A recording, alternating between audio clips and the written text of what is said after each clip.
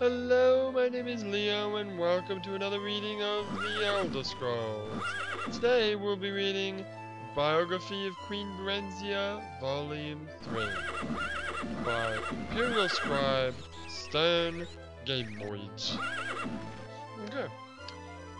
Barenziah was welcomed kindly by the Emperor Tiber Septim and his family, who treated her like a daughter during her stay in the newly built Imperial City. After several happy months there learning her duties as a regent under the Empire, Schmeckes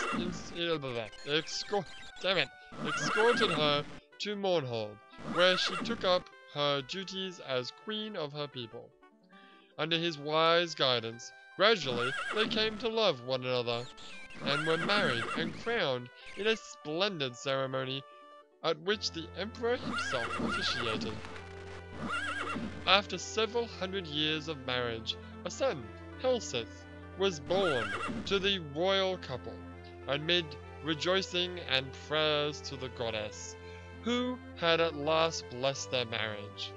Although it was not known at the time, it was shortly before this blessed event that the Staff of Chaos was stolen from its hiding place deep in the Mournhold mines by a clever bard known only as Nightingale.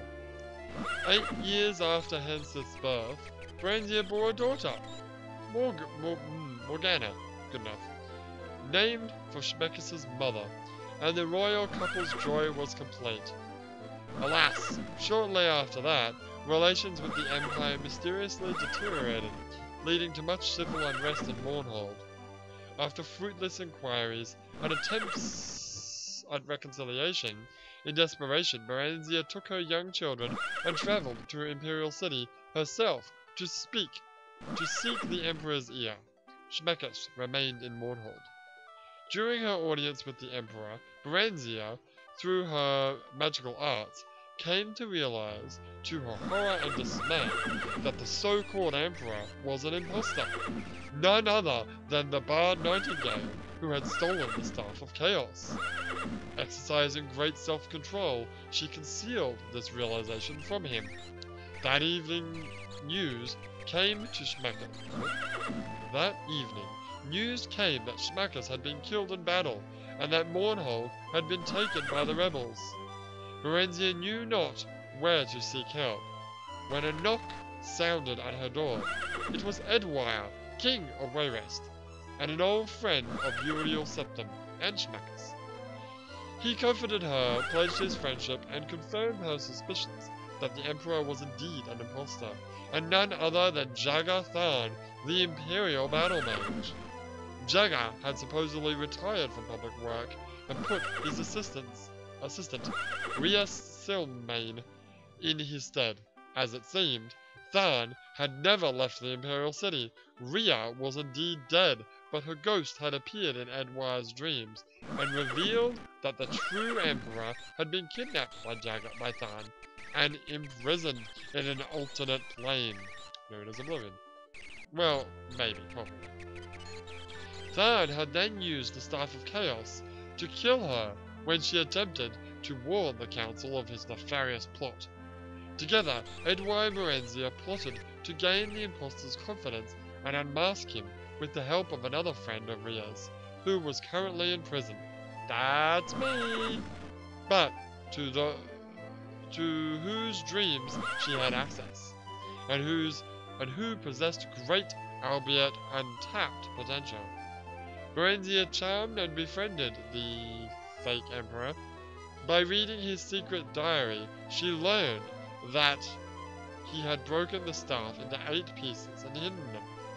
She managed to obtain a copy of the key to Rhea's friend's cell, and bribed a guard to leave it within the cell, as if by accident. Their champion, whose name was unknown, it's Leo! My name is Leo. Their champion, whose name was unknown even to Barenziah and Edwire, made his escape through a shift gate Rhea had opened in a dark, rat-infested corner of the prison, where the cowardly goblins guarded. Goblin guards feared to venture. It took Barenziah several months to learn the hiding places of all 8 staff pieces. Several months? Try 3 years. Through snatches of overheard conversations and rare glimpses of the diary. Once she had the vital information, she and Edwire fled to Wayrest, where they managed to stave off the sporadic efforts of Tharn's henchmen to obtain revenge. Tharn, whatever else might be said of him, was no one's fool, save perhaps Barenziah's, and he concentrated most of his efforts on tracking down and destroying the great champion. Yeah, good job. Good job with that. You really, like, every now and again you sent like 2 or 3 fucking goblins after me. Yeah. Yeah, real dangerous, buddy. Anyway. Leo the Khajiit was super overpowered back then. As all... Well, I'm kind of overpowered now. Yeah, but I'm not a Khajiit. Whatever. As all now know, the brave, tireless, and forever nameless... God damn it! My name is Leo! I'm not nameless! Champion was successful in reuniting the Staff of Chaos.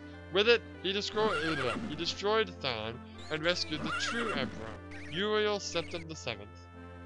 Following the restoration, a grand state memorial service was held for Schmackes in the Imperial City, befitting the man who had served the Septim family so long and so well.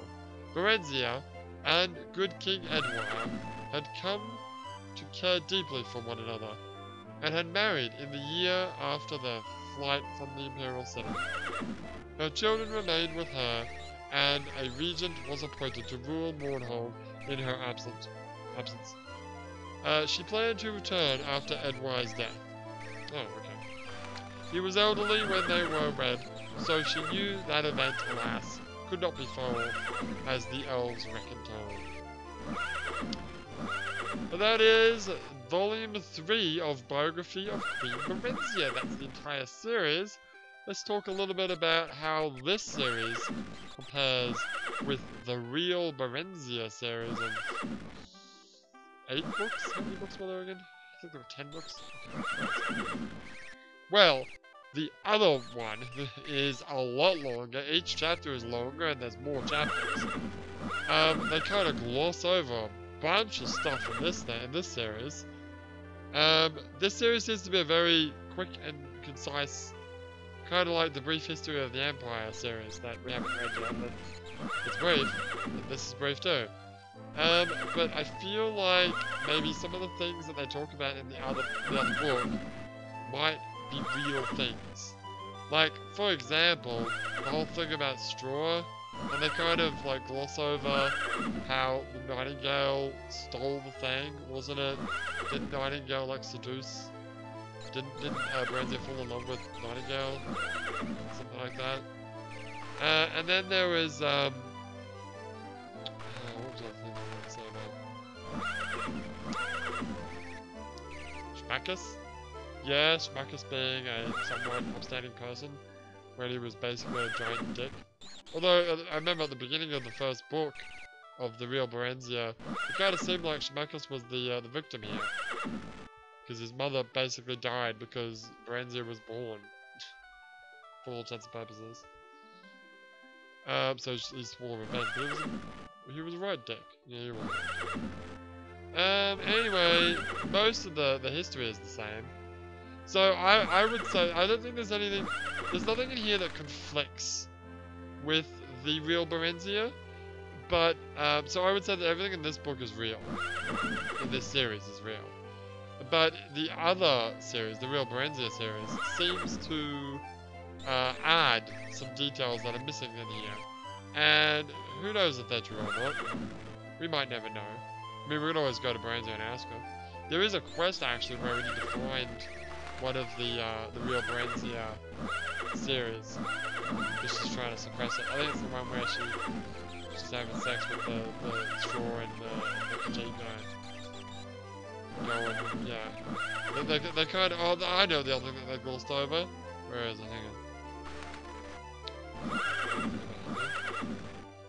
Where,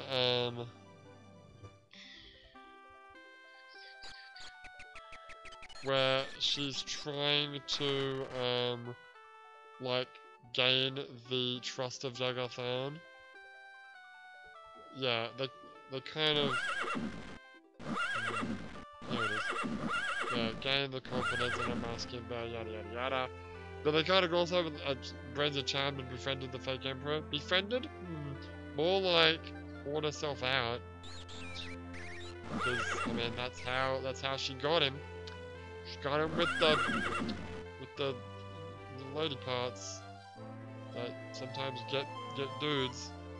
Are you done? I am very done. Alright, well that was the biography of Queen Barenziah, Volume 1, 2, and today, 3. Tomorrow we should, hopefully, arrive back in, Dorani Tower. Yes, I need to get there too. You know, I think we should actually start the next episode, like in front of the chick. Rather than go through the freaking dungeon again. Yeah. No, I agree with that. Yeah, so let's just find her, and then we'll turn this quest in, and then we'll peace out, and then we should then be on our way to Wayrest. That's right. Yeah, that's next on the list. Yeah. And then after that, we get to use our teleportation to go back to Sentinel, and then come back to Wayrest and go back to doing Mage Guild missions. Yeah. All in all, it's been a fun trip. Yes, but it's not over yet.